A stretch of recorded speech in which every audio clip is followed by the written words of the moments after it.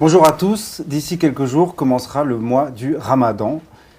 Plus d'1,5 milliard de musulmans, parmi lesquels des millions de nos concitoyens, jeûneront alors tous les jours. Alors vous allez me dire quel rapport avec Academ ? Eh bien il se trouve que, comme vous le savez peut-être, le jeûne occupe aussi une place considérable dans le judaïsme. Alors on s'est dit que ce serait intéressant de comparer les convergences, les divergences dans le rapport au jeûne et par extension à l'alimentation dans la tradition juive et dans la tradition musulmane. Eh bien, pour en parler, nous recevons Philippe Haddad, rabbin de la synagogue de la rue Copernic, artisan engagé du dialogue interreligieux et grand habitué des plateaux d'Academ. Bonjour Philippe Haddad. Bonjour. Et nous avons le plaisir de recevoir Jamel El Amri, doctorant en pensée islamique contemporaine et surtout fondateur de l'Académie française de pensée islamique, dont l'adresse du site s'affiche sur vos écrans actuellement. Et dans ce cadre, vous avez initié le premier colloque des intellectuels musulmans francophones, une initiative qui mérite d'être signalée et connue. Pour commencer, est-ce que vous pouvez nous expliquer brièvement de quoi il s'agit ? Bonjour Ruben, merci déjà pour l'invitation. Merci d'avoir accepté. Je suis un membre fondateur et président actuellement de l'Académie française de la pensée islamique. Donc c'est un cercle d'intellectuels musulmans qui appartiennent à différentes sensibilités. On s'est donné 3 objectifs il y a 4 ans quand on a créé cette académie. C'est d'ancrer l'éthique du pluralisme à l'intérieur des débats, à l'intérieur de la communauté musulmane, entre les différentes sensibilités musulmanes. Deuxième objectif, c'est d'essayer d'organiser l'espace intellectuel musulman de France. Et avec un troisième objectif, dans du moyen et long terme, donc de produire une pensée islamique civilisationnelle. En phase avec son temps, dans le sens de construction, dans le sens d'être une voix, d'avoir une contribution civilisationnelle dans le contexte dans lequel nous vivons, en France, en Europe et dans le monde de manière générale. Et donc la première édition de ce colloque des intellectuels musulmans a eu lieu au mois de mai. Oui, samedi 7 mai à Paris, à la Fondation Maison du Maroc. Et nous avons voulu inaugurer un nouvel espace intellectuel avec différentes sensibilités intellectuelles de l'islam, mystique, théologique et philosophique. Et donc il y a eu une ouverture également à différentes sensibilités, même jusqu'au chiisme. Et nous avons voulu pour cette première édition inviter également un théologien chrétien et un théologien juif. Donc théologien chrétien c'était Henri de la Hougue et le théologien de confession juive, le rabbin Gabriel Agaï. Et l'idée c'était quoi ? C'était de montrer qu'on était capable d'assumer cette diversité, d'avoir un espace qui puisse faire dialoguer, échanger, mais en même temps, puisque cette communauté musulmane de France ne vit pas en vase clos, d'assumer cette diversité et de s'inspirer aussi de cette production intellectuelle dans d'autres contextes, que ce soit dans le contexte juif ou en contexte chrétien, dans une société sécularisée. Écoutez, on ne peut que vous souhaiter longue vie à ce colloque et la même réussite, le même retentissement qu'a eu le colloque des intellectuels juifs de langue française, qui a été le véritable poumon de la pensée juive après la guerre. Alors, on va revenir à notre sujet. On va commencer par des choses factuelles sur le jeûne. Est-ce que je résume bien, Philippe Haddad, en disant que dans le judaïsme, il y a 6 jours de jeûne sur l'année qui sont dispersés à différents moments de l'année. Il y en a un que tout le monde connaît qui est le jeûne de Kippour, qui est le seul mentionné dans la Torah déjà, et les 5 autres qui sont des jeûnes qui commémorent en fait des événements historiques. C'est ça. En fait, selon la Torah, la parole de Dieu à Moïse, il n'y a qu'un seul jeûne qui est mentionné, et qui est le jour de Kippour, le jour des expiations ou des recouvrements. Et les autres jeûnes qui ont été institués de l'époque des prophètes et ensuite confirmés par les rabbins, rappellent la destruction du premier et du deuxième temple, et autour d'une date surtout importante qui est le 9 Av. Et puis les autres jeûnes tournent autour de cette thématique de la destruction du temple. Et alors, dans la tradition musulmane, Jamel El Amri, j'ai l'impression que tous les jeûnes sont concentrés donc autour de ce mois du Ramadan. Qu'est-ce qui s'est passé pendant ce mois du Ramadan pour qu'on jeûne pendant un mois? Alors j'aimerais juste situer également le Ramadan pour faire preuve de pédagogie. Le Ramadan, c'est un moment parmi les nombreux jeûnes dans l'année. Ah d'accord. Alors le Ramadan qui effectivement approche, c'est effectivement le jeûne obligatoire pour chaque musulman. Néanmoins, durant l'année, ça c'est davantage issu de la tradition prophétique, plus que la tradition coranique, on a cette possibilité et donné la possibilité aux croyants musulmans de jeûner déjà 6 jours après le Ramadan, ce qu'on appelle le mois du Shawwal. Pour ceux qui n'auraient pas assez jeûné. Alors voilà, pour ceux qui veulent à un moment donné compléter. Qui en redemandent. Compléter, voilà, l'idée compléter. Il y a vraiment cette idée aussi, il y a un jeûne obligatoire et il y a des jeûnes surérogatoires. Et dans les jeûnes surérogatoires, il y a l'idée d'embellissement, il y a l'idée de complétude, il y a l'idée de compléter ce qui est déjà ce que Dieu nous demande. Par amour, encore une fois. Donc il y a cette possibilité de jeûner le lundi et le jeudi, cette possibilité de jeûner les 6 jours après, donc le mois qui arrive après le mois du Ramadan. On a les 3 jours de pleine lune pour chaque mois, où les musulmans ont la possibilité de jeûner. Et ils jeûnent 3 jours tous les mois. Il y a certaines personnes qui le font.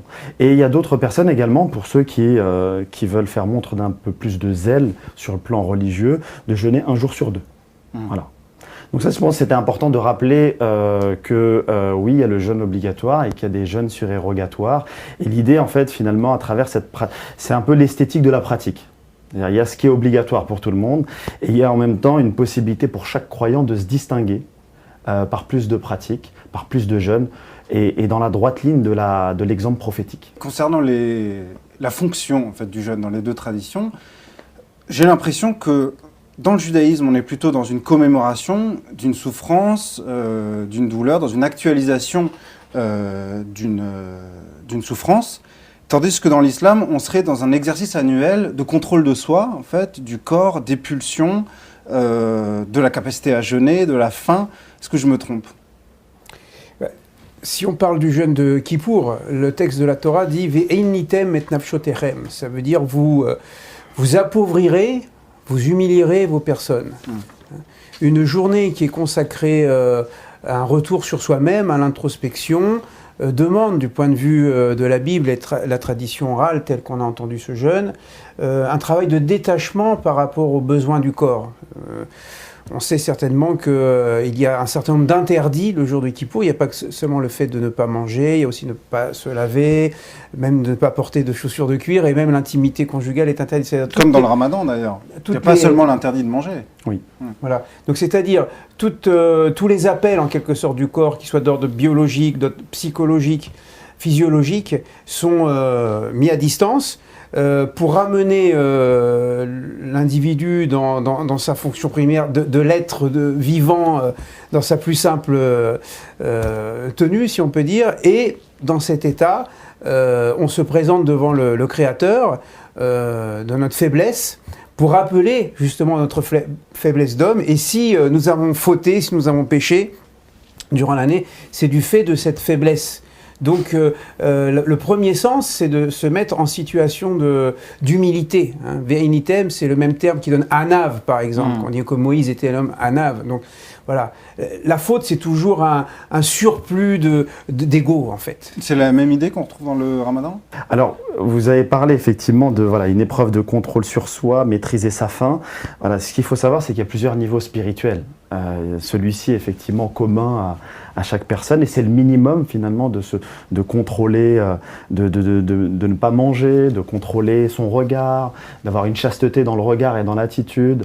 Donc ça effectivement c'est, on va dire, voilà, une belle école pour une belle école avec un premier niveau accessible à tout le monde. Mais l'idée derrière cela, c'est d'aller plus loin. Et vraiment, l'objectif du Ramadan, c'est à un moment donné de permettre aussi aux croyants musulmans de se poser un certain nombre de questions, de se reconnecter avec soi-même, reconnecter son âme avec son corps et en même temps avec son esprit. C'est aussi le Ramadan est un temps où chaque musulman, quand il va le soir à la mosquée, participe à une lecture collective du Coran. Dans le Coran, vous avez 60 parties, à 30 jours, tous les soirs et chaque jour. Pour d'autres, c'est plutôt l'après-midi. Il y a ce qu'on appelle 2 parties, 2 hizb du Coran. Et à la fin, l'idée, c'est de terminer le Coran. Et très souvent, il se termine même quelques jours avant, durant la nuit du destin. Donc, il y a aussi l'idée, véritablement, d'être dans un temps de méditation, d'être dans un temps de réflexion, d'être dans un temps de reconnexion. Et reconnexion également avec son environnement. Les repas sont des moments conviviaux. C'est un temps où on retrouve on se retrouve en famille, on se retrouve avec ses amis, on se retrouve avec ses voisins. On se retrouve également avec ses voisins qui ne sont pas de confession musulmane. Et ça, c'est un temps qui est extrêmement important. C'est qu'il y a une espèce d'ambiance également durant le ramadan qui pousse quelque part les croyants musulmans à se sublimer par rapport au quotidien. Ça, c'est le moment de l'iftar. Le moment de l'iftar, mais même durant la journée, il y a vraiment effectivement un temps où, si on pose la question aux croyants musulmans, ils vous diront que c'est vraiment le temps où on fait la distinction entre soi et soi-même. C'est-à-dire son âme et son ego.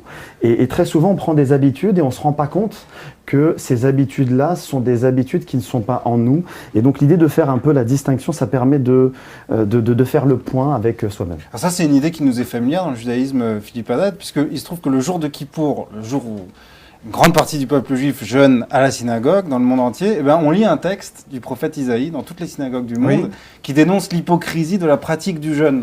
Oui, c'est-à-dire que le prophète Isaïe va dénoncer un ritualisme extérieur, où il n'y a pas une intériorisation du rite. Mais ce n'est pas propre d'ailleurs au jour de Kippour. Il faut savoir que les prophètes sont souvent venus pour dénoncer un ritualisme un peu ronronnant extérieur, où on se contentait en quelque sorte de remplir le cahier des charges et être en règle avec le bon Dieu.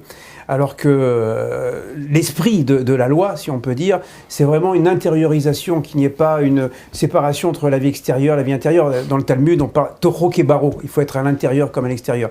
Mais en effet, dans ce chapitre 58 donc, d'Ésaïe, que nous lisons le Kippour matin, le prophète dit attention, vous jeûnez, mais d'un autre côté, vous ne réglez pas vos relations avec le prochain, vous levez le poing, vous vous disputez, est-ce le jeûne que l'Éternel demande? Vous exploitez vos salariés. Voilà. Exactement. Donc, si on jeûne et d'un autre côté, les relations humaines si importantes dans le judaïsme, les fautes vis-à-vis du prochain sont plus graves que les fautes vis-à-vis de Dieu. On peut toujours être pardonné par Dieu, mais avec le prochain, c'est une autre paire de manches, si on peut dire. Et donc, le prophète va donner une signification très originale. Et il ne faut pas oublier que les prophètes sont les premiers commentateurs de la Torah. Ils disent le véritable jeûne de l'Éternel, c'est de donner à manger à celui qui a faim. Comme si le jeûne, en fait, était l'expérience du manque de l'autre. C'est parce que je sais ce que c'est que de manquer de nourriture que je vais être sensible au manque d'autrui. C'est comme au moment de la sortie d'Égypte, n'est-ce pas, qui est fondateur de cet état d'esprit. Vous n'opprimerez pas l'étranger parce que vous avez été étranger dans le pays d'Égypte. De la même manière, l'expérience du jeûne, en tout cas celui de Kippour, eh bien, signifierait prendre la condition du pauvre pour mieux ensuite nous investir vis-à-vis de celui qui n'a pas à manger, qui n'a pas de quoi se loger, n'a pas de quoi se vêtir. Et donc là, il y a une transformation en quelque sorte d'un rite religieux en impératif éthique au sein de la société. Alors je me suis un peu renseigné quand même avant de faire cette émission et je suis allé voir la sourate qui parle du Ramadan. Et à la sourate 2, verset 186, il est écrit que Allah désire la facilité pour vous, vous sont donc les croyants, et il ne désire pas de la privation pour vous. Est-ce qu'il n'y a pas une contradiction là, puisque se prive quand même de beaucoup de choses pendant le Ramadan. Oui. Alors effectivement, ce dont on se prive, c'est une partie, c'est un temps, c'est effectivement de ne pas pouvoir manger. Mais en tout cas, voilà, chaque musulman a la certitude. En tout cas, beaucoup ont la certitude de pouvoir manger. Donc effectivement, il y a ce temps de jeûne durant la journée, c'est aussi de faire un peu l'expérience, et là je rejoins ce que disait monsieur Haddad, c'est faire l'expérience de la privation. L'expérience aussi de la pauvreté, de ne pas manger et de se mettre à la place de l'autre. L'idée, c'est effectivement cette dimension sociale qui doit être extrêmement...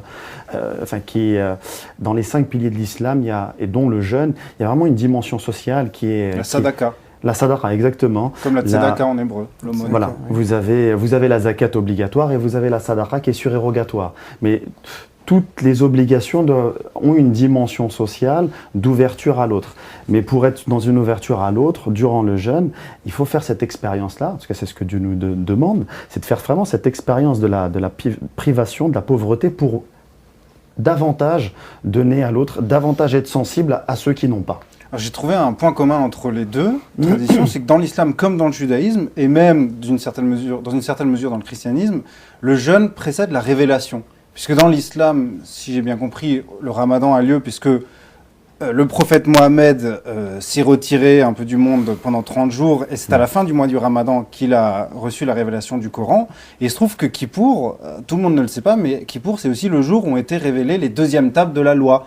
Oui. Puisque Moïse avait détruit les premières et les deuxièmes tables de la loi ont été données au peuple juif le jour de Kippour. Alors est-ce qu'il faut forcément être dans l'ascèse pour recevoir la révélation ? Allez-y, monsieur. Certainement, il y a une préparation psychologique, spirituelle, intérieure pour être en connexion avec le divin. Il faut être le récipiendaire de cette parole. Et cela demande une préparation.